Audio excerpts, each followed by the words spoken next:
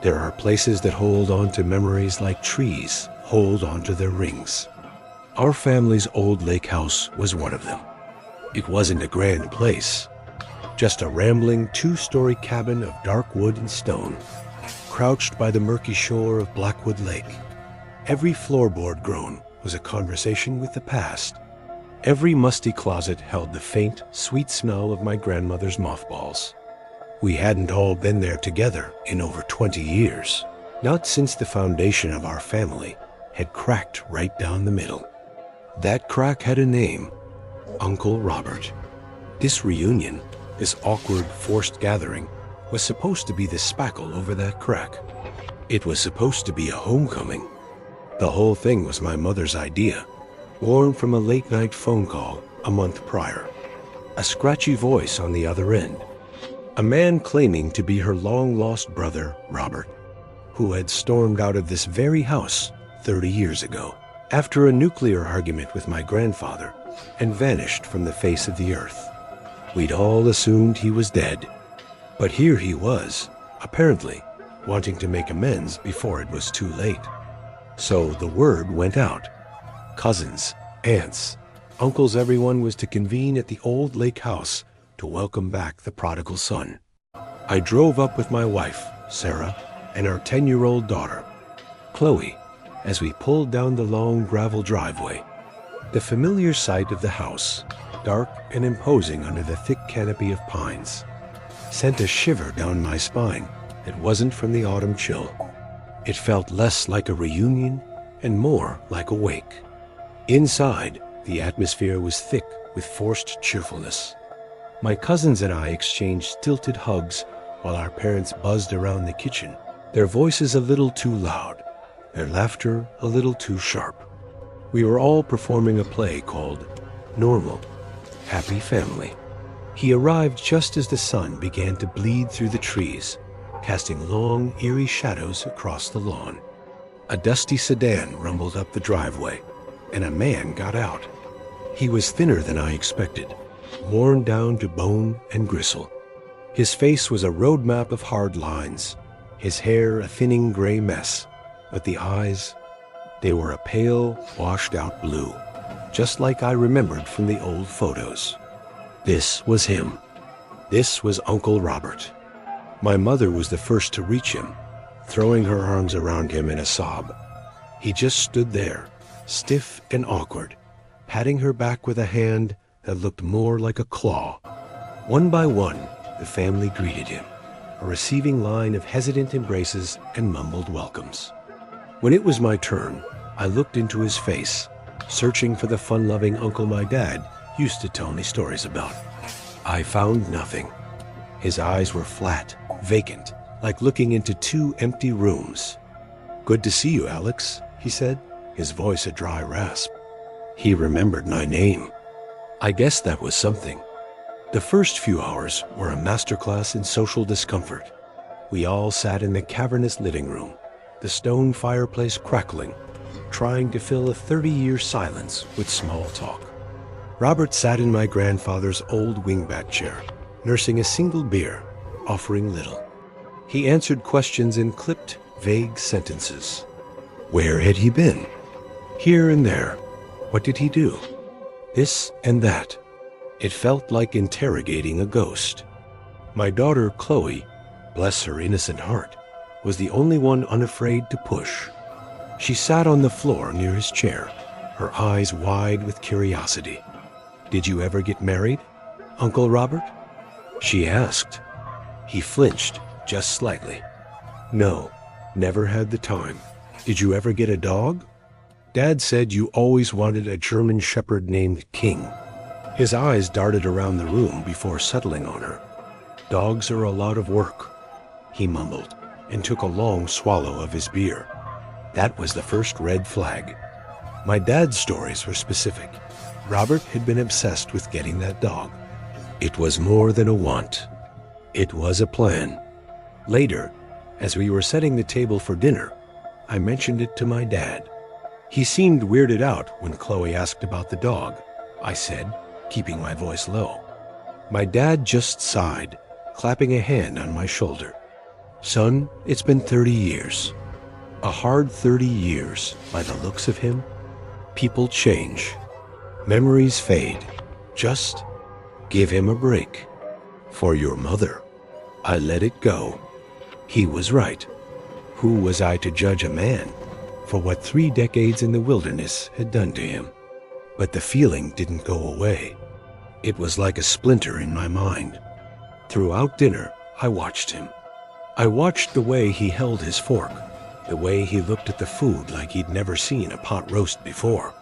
He told a story about working on a fishing boat in Alaska, but he got the name of a major port city wrong. My uncle, a geography nut. It was a small thing, but the small things were starting to pile up. The breaking point came the next day. Chloe, ever the detective, had decided Robert was the most fascinating person on the planet. She followed him down to the docks, peppering him with questions. I was watching them from the porch when I saw their conversation get heated. I couldn't hear the words, but I saw Chloe gesture emphatically, and I saw Robert grab her arm. Not hard, but firmly. A warning.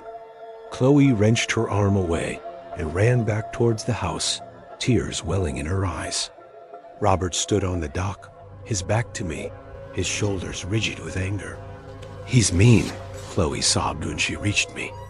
I just asked him about the treehouse. The treehouse. My God, the treehouse. It was our place, me and my cousins, but Robert was the one who built it for us, the summer before he left. He'd carved all our initials into the main support beam. What about it? I asked, my heart starting to thump a little harder. I asked him if he remembered carving my dad's initial backwards by mistake, she sniffled. And he got mad. He said there was no treehouse, and I needed to stop making things up. There was no treehouse. My blood ran cold. That treehouse was the setting for half of our childhood stories. For him to not remember it, that wasn't a faded memory. That was a gaping black hole where a whole summer should have been. A little while later, my cousin Dana announced she couldn't find Chloe. We assumed she was just hiding, still upset. We called her name. We searched the house, then the yard. As the sun began to set, a knot of genuine fear began to tighten in my stomach. Chloe was gone. The next few hours were a frantic, disorganized chaos of flashlights, cutting through the deepening woods, and panicked voices shouting her name. Robert participated, but there was a strange detachment to his search, a lack of urgency. While my dad was organizing search parties, I saw Robert slip away from the group, heading towards the old, dilapidated boathouse at the far end of the property. A primal instinct took over. Something was wrong, deeply wrong. I needed a better flashlight. I remembered there was an old, heavy-duty one in the garage. I fumbled around in the dark, tripping over rusted tools and old paint cans. I found the flashlight in a dusty cardboard box labeled Dad Stuff. Underneath, it was a stack of old photo albums. My hand shaking, I pulled one out and flipped it open. And there it was. A photo from that last summer 30 years ago. My dad, my mom, my grandparents, and Uncle Robert, all standing on the porch of this very house. I shined the flashlight on Robert's smiling face, and I saw it clear as day. A thin, white scar cutting through his right eyebrow, the result of a childhood bicycling accident. A scar I had completely forgotten about until this very second. I dropped the album and sprinted back into the house, my mind screaming. I found the man who called himself Robert in the kitchen, getting a glass of water. "Hey," I said, my voice coming out as a breathless croak. He turned. I looked at his face, his forehead smooth and unbroken. No scar, not even a trace. It was him, and it wasn't him. My heart hammered against my ribs. "Where is she?" I demanded, my voice trembling with a rage I didn't know I possessed. "Where is my daughter?" He didn't feign confusion. The mask didn't just slip. He threw it to the ground. The tired, world-weary persona vanished, replaced by something cold and sharp. His eyes, no longer vacant, narrowed into icy slits. "You should have left it alone, kid," he hissed, his voice losing its raspy quality, becoming something harder, more menacing. "You and your brat." He lunged for the back door, but my dad, drawn by my shouting, came into the kitchen and blocked his path. "What the hell is going on?" he yelled. "He's not Robert." I screamed. "Look at him, the scar." "Where's his scar?" My dad's eyes widened in dawning horror as the 30-year-old memory clicked into place. The man saw he was trapped. With a snarl, he grabbed a cast-iron skillet from the stove and swung it. My dad ducked, and the skillet smashed into the wall. In that moment of chaos, the imposter shoved past him and bolted out into the night. We didn't chase him. All we cared about was Chloe. The police arrived, their flashing lights turning our private nightmare into a public spectacle. The story I told them sounded insane. An imposter uncle? A 30-year-old crime? They looked at me with a mixture of pity and suspicion. But my whole family backed me up. They all remembered the scar. The man we had welcomed into our home was a stranger. It was dawn when they found the spot. Behind the old boathouse, the earth was freshly disturbed. They brought in shovels. My wife and I held onto each other, bracing for the unthinkable. They didn't find Chloe. They found a rotted canvas bag. Inside was over $50,000 in old, water-damaged bills and a wallet. Inside the wallet was the driver's license of the real Robert Miller, my uncle. The story the detectives pieced together was a grim one. My uncle hadn't just stormed out after an argument. He and a partner had robbed a bank in a nearby town. The argument with my grandfather was his cover. He came here to hide the money before disappearing for good. But his partner, the man who had just sat in our living room, must have gotten greedy.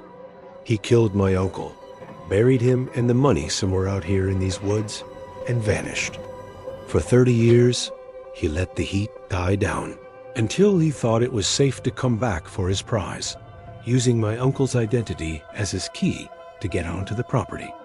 He just needed a day or two, but he hadn't counted on a 10-year-old girl with a sharp memory. He hadn't counted on Chloe. She must have seen him digging. She must have confronted him. He admitted as much in a rambling confession after they finally caught him trying to skip town 2 days later. He said he hadn't hurt her.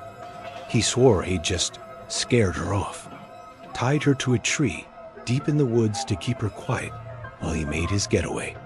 We searched those woods for a week, 100 volunteers and officers combing every inch of that forest. We never found her. We never found a trace. It's been 5 years since that reunion. The imposter is in prison for a murder he committed 30 years ago, but he was never charged with anything related to Chloe. There was no evidence. The lake house was sold. Our family, once cracked, is now shattered beyond repair. I lie awake most nights, staring into the darkness, and I see my daughter's face. And I am haunted by the agonizing uncertainty. Did she get loose and get lost in the unforgiving wilderness? Or was the man who wore my uncle's face lying one last time? I don't know which is worse. All I know is that we went to that lake house to find a long-lost member of our family and ended up losing one of our own forever.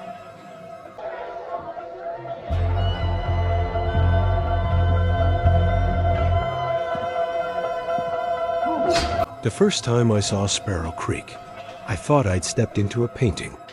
My fiancé, Ben, had been talking the place up for months, ever since he'd proposed. "You have to meet my family, Sarah," he'd said, his eyes glowing. "You have to see where I grew up. It's special." Special wasn't the word I would have used. Miraculous, maybe. Impossible, more likely. We drove through a narrow mountain pass, and the world opened up into a valley so perfectly green and pristine it hurt the eyes. A silver ribbon of a river, the Sparrow Creek, wound its way through fields dotted with charming, identical farmhouses.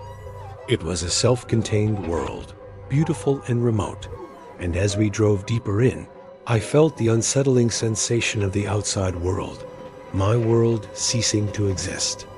Ben's family was. A lot. They descended on our car before we'd even shut off the engine. Dozens of them. Aunts, uncles, cousins, all with Ben's same bright blue eyes and unnervingly wide smiles. They hugged me, called me sister, and pulled me into the heart of the main house before I could even catch my breath. The welcome was overwhelming, a tidal wave of affection that felt less like genuine warmth and more like a performance. Every smile seemed held a second too long. Every laugh sounded a little too loud. Ben just beamed, squeezing my hand. See? I told you they'd love you. The reunion was a weekend-long affair, and the centerpiece of it, the event everyone spoke about in hushed, excited tones, was the game. Ben's mother, a formidable woman named Elspeth, with a smile that never quite reached her eyes, explained it to me over dinner the first night. It's a family tradition, dear, she said, patting my hand with her cool, dry fingers. A celebration of our heritage, of our home. It's hide and seek, really, on a grander scale. The whole valley is the playing field. It sounded quaint, a charming family quirk. I didn't understand the solemn, almost religious way they spoke about it. I didn't understand why, when Elspeth explained the rules, a sudden silence fell over the dinner table. The rules were strange. The game lasted from sunup to sundown. One person was designated the runner, and everyone else was a seeker. The goal of the runner was to remain unfound until the final bell tolled at sunset. The seeker's goal was to find them. There were boundaries marked by old stone pillars at the edges of the valley. But there was one place that was strictly off limits to everyone. A dilapidated old barn with a leaning silo on the far side of the creek. That's the safe zone, Elspeth had said, her smile tightening. The game ends if the runner makes it there. But no one ever does.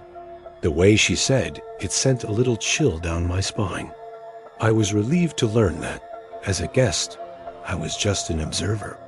I spent the next day watching the spectacle unfold. It was intense.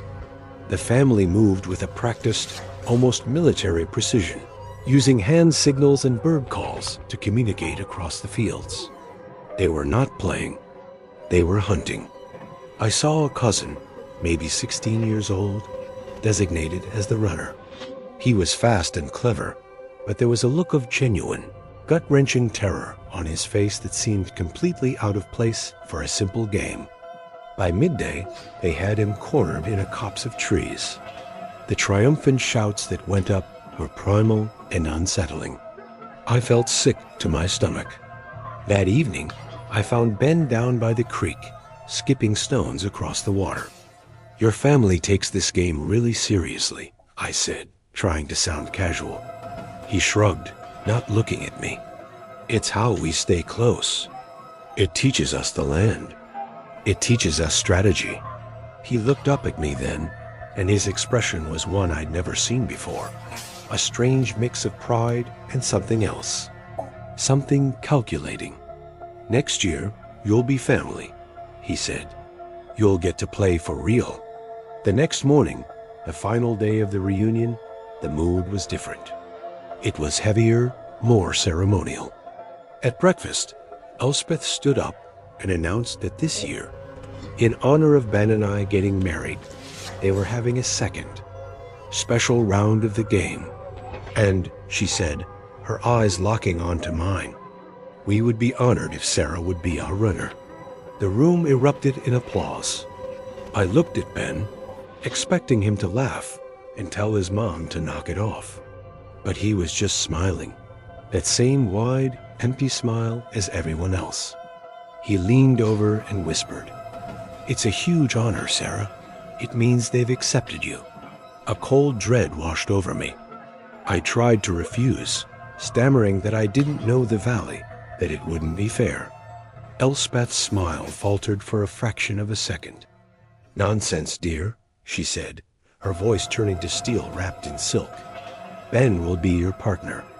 He can help you. The two of you will run together." The look on Ben's face told me I didn't have a choice. An hour later, I was standing in the middle of a field, my heart pounding in my chest.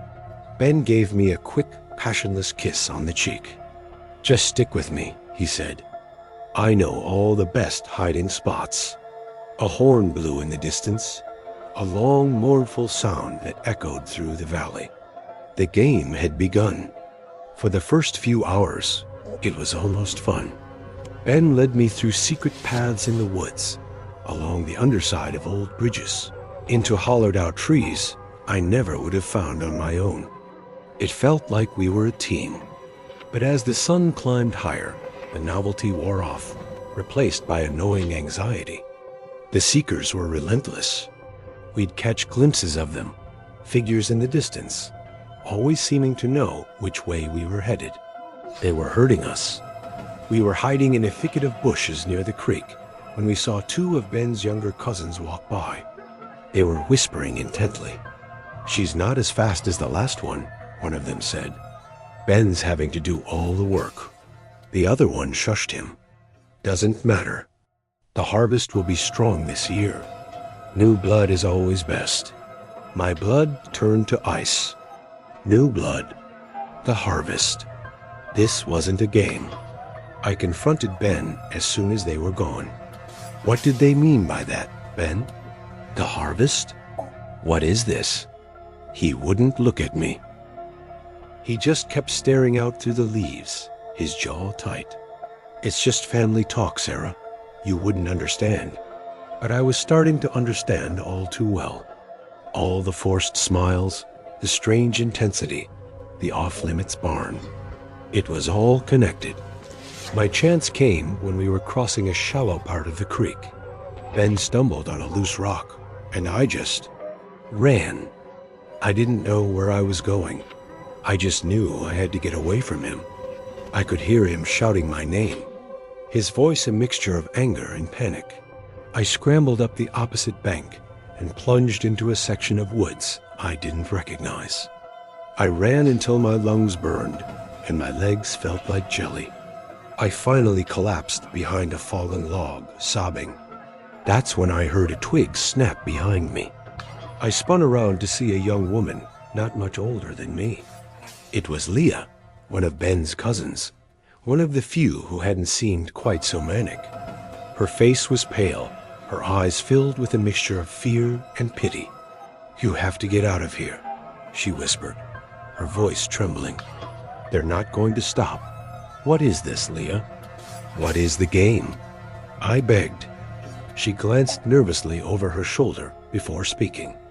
"It's a pact," she said, the words tumbling out in a rush. Generations ago, our family was starving. The land was barren. An old woman, a traveler.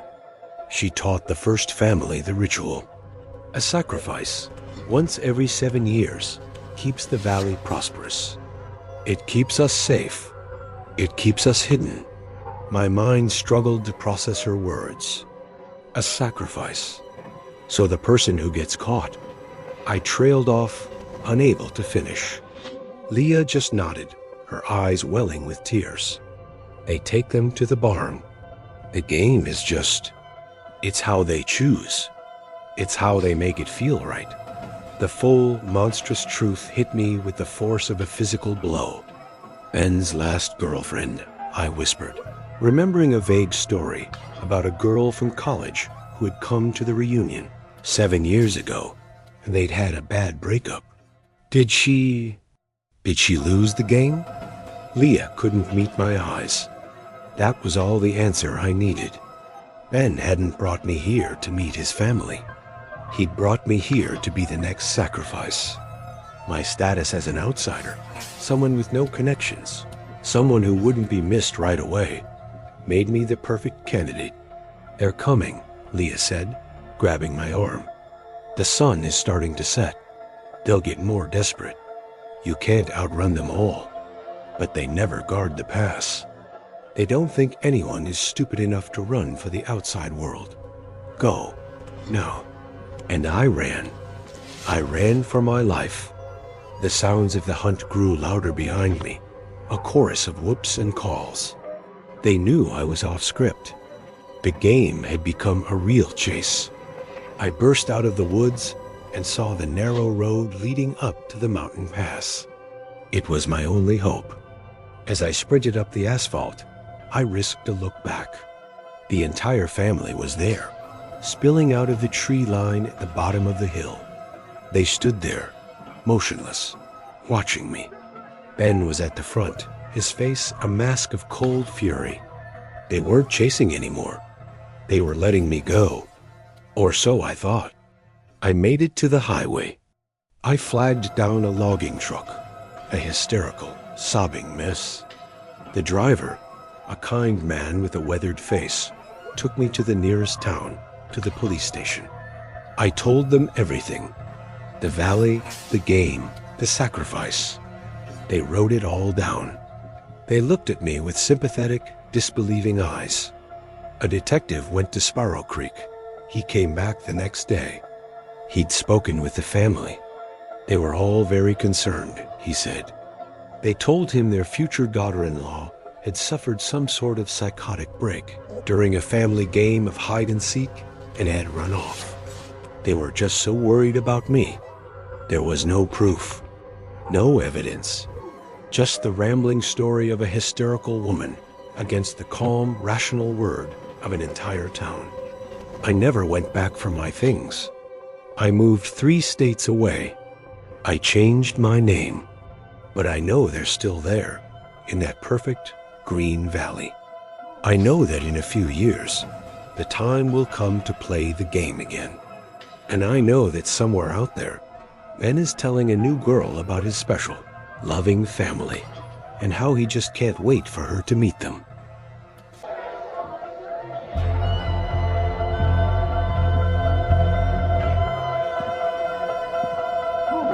My grandmother, Mama Elodie, didn't die peacefully. She raged against the end, a frail, bird-like woman who, in her final days, seemed to be fighting not just death, but something else entirely, something only she could see. Her house, a sprawling Gothic relic in the humid backwoods of Georgia, felt like an extension of her. It was a place of heavy drapes, ticking clocks, and the cloying, sweet smell of lavender and decay. After she passed, the family decided to have one last reunion there, to pick through the 80 years of accumulated history and secrets before the estate was sold. It felt less like a celebration of her life and more like picking over a corpse. The atmosphere was as thick and oppressive as the summer air.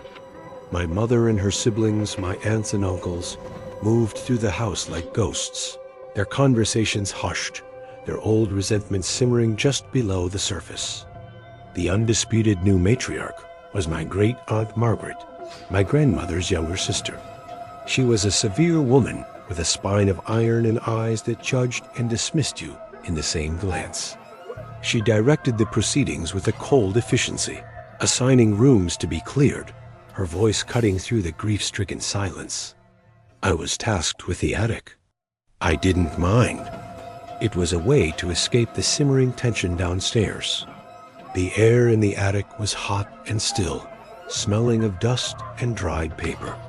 Shafts of light cut through the grime on the single round window, illuminating dancing dust motes. It was a tomb of forgotten things, steamer trunks, headless dress forms, stacks of yellowed newspapers. And in a far corner, under a stained linen sheet, I found them. The dolls.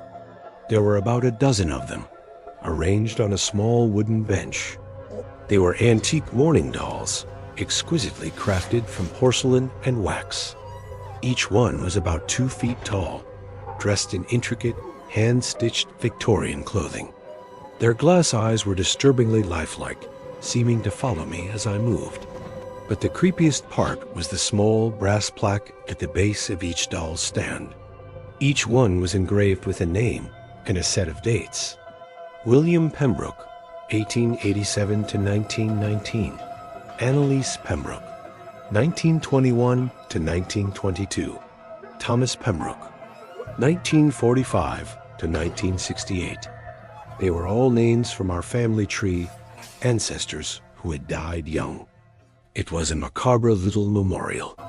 When I mentioned the dolls to my mother later, her face went pale. She immediately fetched Aunt Margaret, who stormed up the attic stairs with me in tow. When she saw the dolls, her lips thinned into a white line of fury. I told her to get rid of this morbid nonsense years ago. She hissed, more to herself than to me. She turned to me, her dark eyes flashing. Your grandmother had fancies, a sickness of the mind in her later years. These things are trash. Leave them be. We'll have them burned. The venom in her voice was startling. It wasn't just disapproval. It was fear. Of course, that only made me more curious. That night, long after everyone else was asleep, I crept back up to the attic with a flashlight. I couldn't shake the feeling that I had missed something. I ran my light over the dolls again, their glass eyes glinting in the beam. I was about to leave when my foot bumped against a loose floorboard behind the bench. Prying it up, I found a small velvet-lined box. Inside was one more doll. It was newer than the others, its porcelain skin pristine, its black silk dress unstained.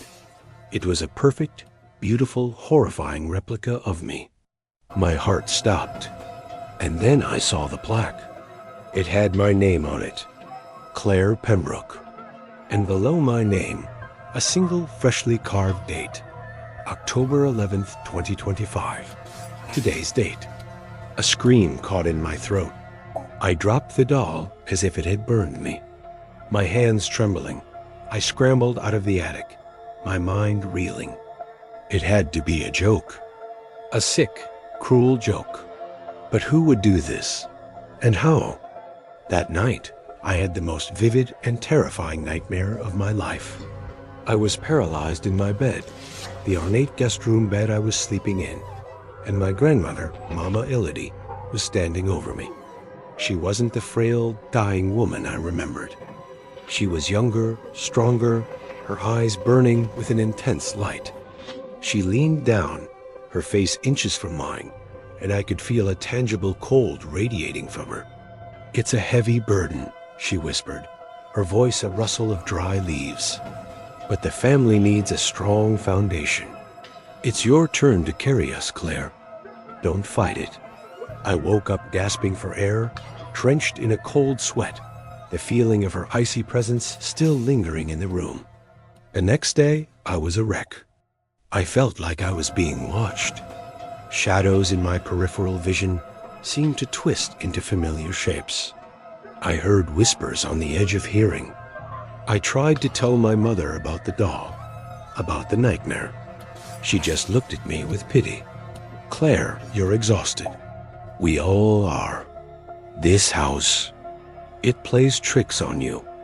Let's not talk about Mama's hobby anymore.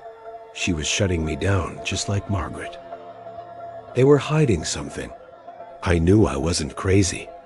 I tore through my grandmother's bedroom, her study, looking for an explanation. In the bottom drawer of her writing desk, beneath a stack of old stationery, I found it. A leather-bound diary, its pages filled with Mama Elodie's spidery handwriting. I sat on the floor and read, and the truth, so much more monstrous than I could have imagined, began to unspool. It wasn't a curse. It was a contract. A legacy. Generations ago, the first Pembroke matriarch, desperate and starving, had made a pact with something. A spirit.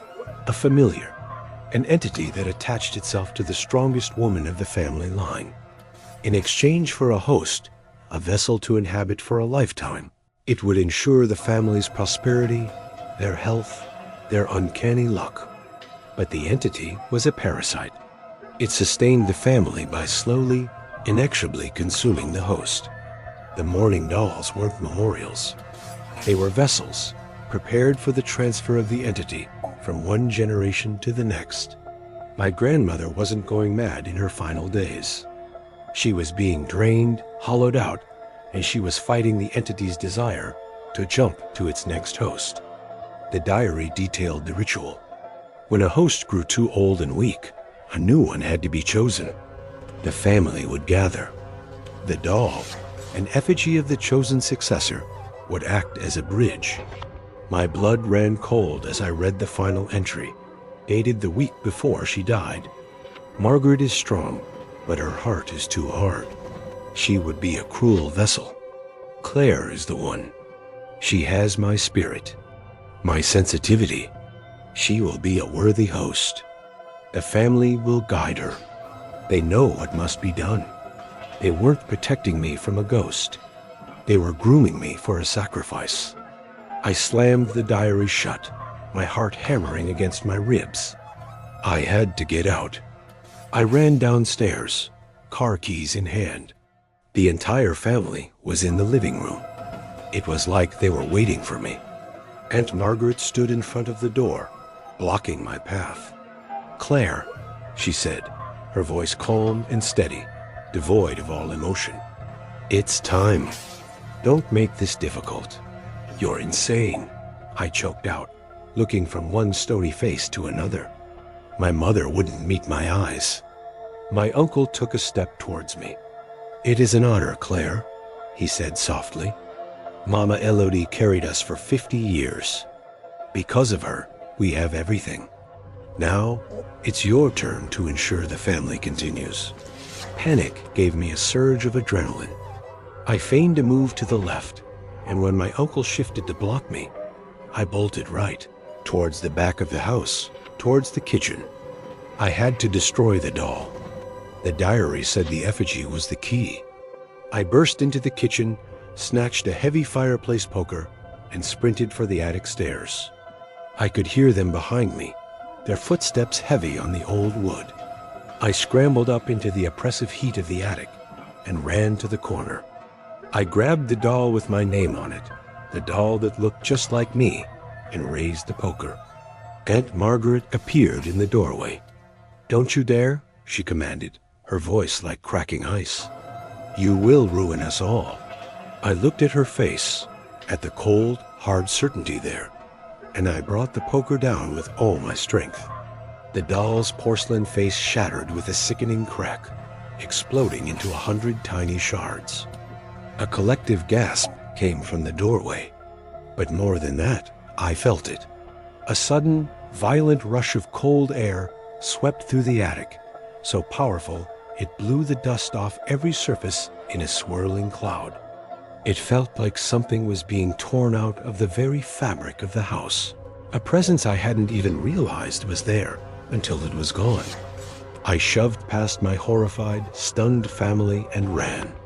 I got in my car and drove, and I didn't stop until I had crossed 3 state lines. I've never spoken to any of them again. I've tried to move on, to convince myself it was all some shared delusion, a folie éphémère brought on by grief and the oppressive atmosphere of that house. But I can't. Sometimes on cold nights, I feel a strange emptiness inside me, a hollowness that wasn't there before. I catch myself looking at my reflection, and for a split second, I see a pair of old, tired eyes staring back. I broke the doll, and I escaped the ritual. But I have the chilling, unshakable feeling that when a spirit has been without a home for so very long, it will latch on to anything it can. And I'm terrified that a tiny, shattered piece of it latched onto me.